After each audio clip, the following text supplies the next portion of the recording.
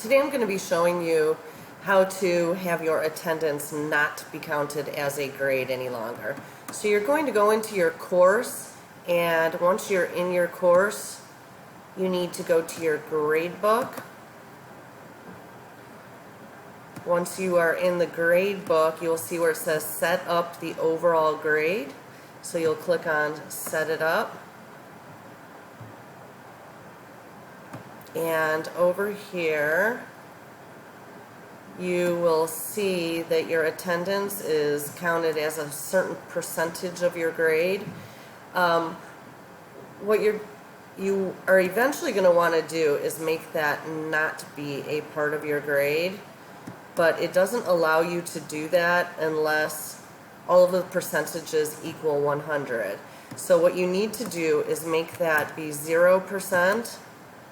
And then you're going to have to go in here and change what each percent of these assignments is worth, which I know may be a little bit difficult to do depending on what you want them to be. But so once it equals 100%, okay, then you are able to save that.